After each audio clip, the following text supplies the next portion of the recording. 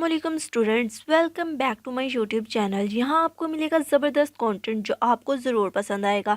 तो अगर आप नए हैं, चैनल को सब्सक्राइब करना ना भूलें। चलिए शुरू करते हैं। आज का हमारे टॉपिक का नाम है फेमिनिस्ट लिटरेरी क्रिटिसिज्म। इस literary criticism in English literature एक ऐसा तरीका है जो देखने की कोशिश करता है कि लिटरेचर किस तरह और किस हद तक औरतों को दबाता है या उनकी आवाज़ों को छुपाता है। ये क्रिटिसिज्म 20वीं सेंचुरी में पॉपुलर हुआ था जब दूसरी लहर सेकेंड वेव ऑफ फेमिनिज्म चल रही थी, लेकिन इसकी पहले भी थी, जैसे मैरी वुllstonecraft का a vindication of the rights of women जो 1792 में लिखा गया था, जिसमें उन्होंने औरतों की तालीम और हकूक़ के लिए आवाज़ उठाई थी। जानते हैं कि ये किस तरह शुरू हुआ।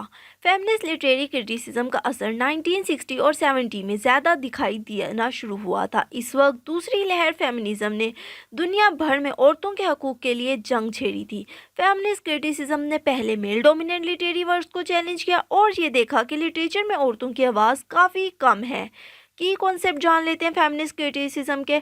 जेंडर और power relations, male gaze, canon और मार्जिनलाइजेशन, इंटरसेक्शनैलिटी। जेंडर और पावर रिलेशनशिप्स।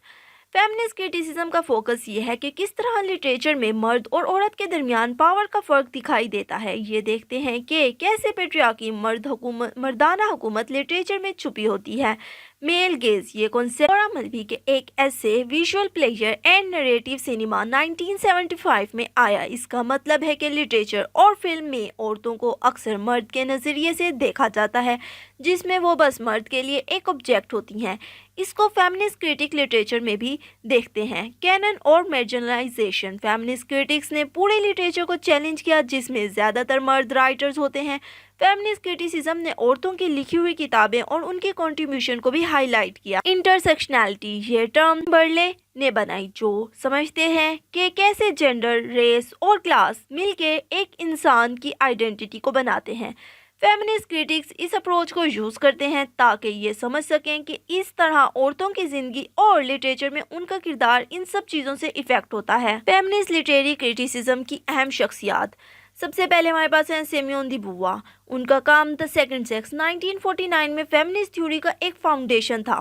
इस बुक में उन्होंने ये बताया है कि कैसे औरतों को अदर्स यानी दूसरा समझा जाता है और किस तरह उनको अपनी इंडिपेंडेंट आइडेंटिटी स्ट्रगल करनी पड़ती है। वर्जीनिया वुल्फ का काम फेमिनिस्ट लिटरेरी क्रिटिसिज्म में बहुत इंपॉर्टेंट है। उनकी book a rooms of one's own 1929 में उन्होंने ये बताया कि औरतों को लिखने के लिए अपनी इंडिपेंडेंट स्पेस और पैसे चाहिए होते हैं जो उनको अक्सर नहीं मिलते। हम मजीद और राइटर्स की बात करते हैं जिसमें हमारे पास आती हैं एलिनी। उनका काम a literature of their own 1977 में औरतों के लिटरेचर को एक्सप्लोर किया। उन्होंने बताया कि कैसे औरतों की लिखी हुई कहानियाँ मर्दाना लिटरेचर के बीच एक फ़र्क है।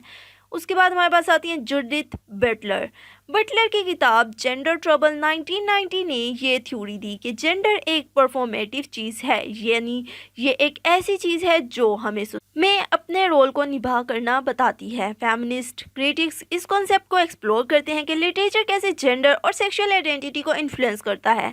केट मैलेट, उनकी बुक सेक्सुअल पॉलिटिक्स 1970 में उन्होंने लिटरेचरी वर्क जैसे टी.एच. लॉरेंस, हेनरी माइलर और नॉर्मन माइलर के जरिए पेट्रियार्की और मिसओगिनी, औरतों से नफरत को समझाया। Critical approaches in feminist literary criticism.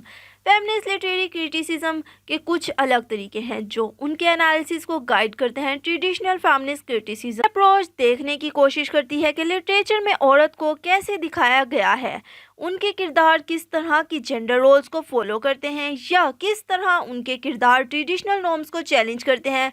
Psycho analytic feminism, इसमें लिटरेचर को साइको एनालिसिस के नज़रिए से समझा जाता है जो फेरेड और लेकिन की थ्योरी पे बेस्ड है। ये दिखाया जाता है कि किस तरह जेंडर और सेक्सुअल डिज़ायर्स अनकॉन्शियस माइंड में इन्फ्लुएंस करते हैं।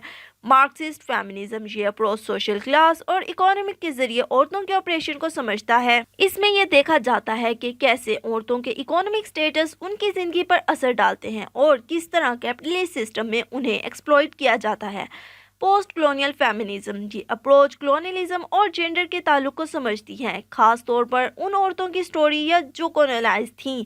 ये देखते हैं किस तरह वेस्टर्न लिटरेचर और नॉन वेस्टर्न औरतों को मिस रिप्रेजेंट किया।